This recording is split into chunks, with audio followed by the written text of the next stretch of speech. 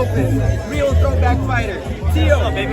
it's our homecoming parade for you.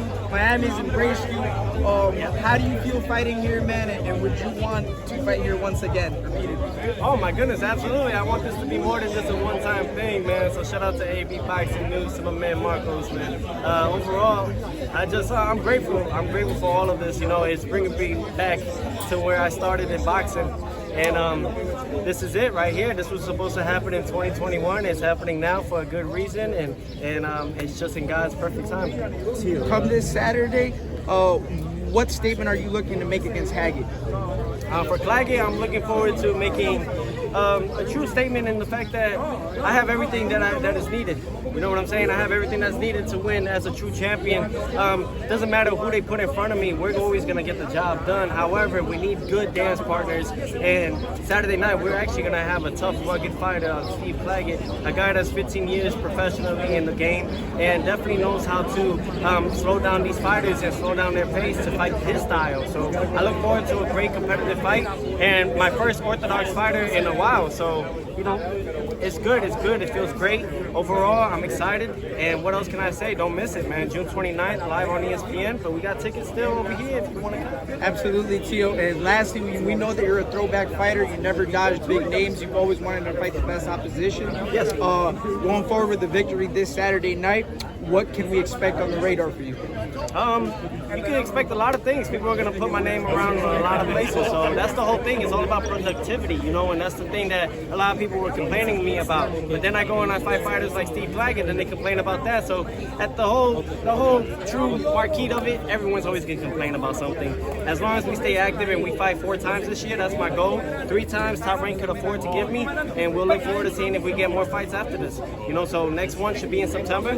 God willing, we just do what we have to do on Saturday night. You know, can't count my chickens before they hatch. Thank you. Talk about the challenge. That's okay. FightHype TV. Teo, man, you're out here vibing, you're dancing right there. Dad, talk to us about your mindset coming into this fight. Gotta have fun, you know. I miss this, you know, and I'm happy. I'm thankful for Top Rank and ESPN. To Todd the Buff, who's the new face of Top Rank, really, and the man that's really gonna take over everything when it comes after Bob Arum. So, you know, I think that they know and they understand the market. They understand where I should be at these moments in time. So it's my hometown, you know. This is my homecoming, really. You know, I'm a Brooklyn-born Broward kid. That's always what I said, and this is what we need to do. We need to get back to my roots over here too. On this side, we fought 9 times in Madison Square Garden. So just the whole feeling of it is just having fun. Having fun. The energy is great. We're not too short from weight class right now, making the weight at 140. So we feel great. We're really focused on this, and this is what everything means to me. I'm the only last champion reigning right now in my weight division. We have new faces. Yeah, speaking of that, there's a lot of drama in the 140-pound division. You got this stuff with Ryan and Brian. What do you think of all that? My opinion is like everybody's asshole. It's shit. So, you know, at the end of it, it's not going to matter what I say.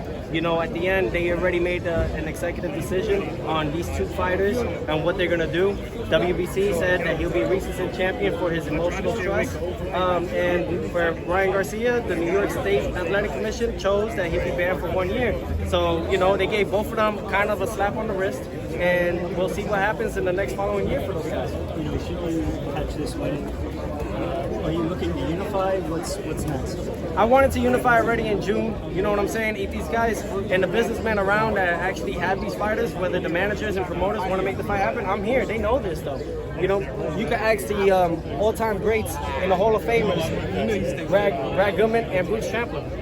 They know that I never dodge a fight. You know what I mean? They go out there and they go and hunt for these type of unification fights because that's what Top Rank is all about. Top Rank, what it stands for, making the best stars out of everything. Why do they want to fight? Why? Because boxing now it's a sport of business.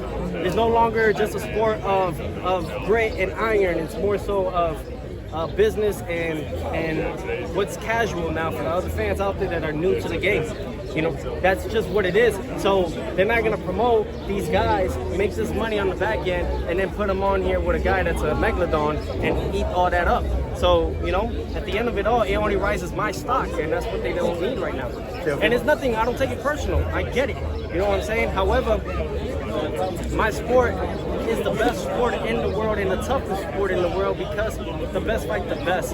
Don't take that away just because of the fact that you want to make it look good for your fighter. If you believe he's a champion, let him fight the other champions. I'm sure the goal is obviously to become undisputed at 140 and I already did it though. If that doesn't happen and these guys continue to avoid you, is 147 in your mindset? Well, it's like God already showed me, so to speak, in that way, in that frame. No one beat Josh Taylor. All he did was relinquish the belts because he didn't want to pay the sanctioning fees. Bro, we get charged 2-3% per belt. Right now, my fight alone, this one's gonna be probably like 60 to 80 grand. And sometimes we gotta reduce it. You know, usually it's 120. You know what I'm saying? We have to have a reduction on it. You know, we have to talk to the sanctioning bodies and ask them, hey, please, you know, like this is just ridiculous. But it's part of the rules, right? So if we're paying for these sanctioning rules, this is the thing. And Josh Taylor didn't want to do that. You know what I mean? That takes a lot of your cut. You know, especially for high-profile fighters that make this type of money. So I understand, but no one beat Josh Taylor. So I'm already undisputed as it is, and I did it all at 25. You know, 2-time undisputed world champion at that. You know, Terence Crawford did it at 35. We're a decade ahead of the game. You know, and that's what it's all about. So we bring it to the next generation, let them know they can do it too. However, you're gonna deal with politics, as we will do in anything else. You know, just like we're gonna deal with politics right now with Donald Trump and Joe Biden. You know. The sanctioning bodies, a lot of drama with the idea. Usyk just drops his belt. What do you make of all that? Like I said, they dropped the belt because they don't need mandatories that are no name in that way right now. It's a business, like I said before. So the sanctioning bodies they could drop the belt. Something that I should have done with George Kambosos. Several postponements, I should have just dropped the fucking belt. Then everybody's plans would have went to shit. Devin Haney would have never been undisputed. You know what I'm saying? Or at least that fast into the game. So, you know, at the end of it all, it shows. It shows. Look. A new champion in WBC, Alberto Coelho. New champion in the IBF, Liam Paro. A new champion in the WBA, Isaac Cruz. The only guy left, the reigning Dino world champion, the one that matters the most, Teofimo Lopez. And I bet you on everything. That is what I've been putting my whole mindset on. It's not about this guy, Claggett. It's not about that. It's about what's in front of me. It's me. So when it comes all said and done, how you cut it, how you slice it, how you dice it, how you roll it up, it don't matter. I know at the end of it, I'm going to be the guy that stays on top, and that's the king.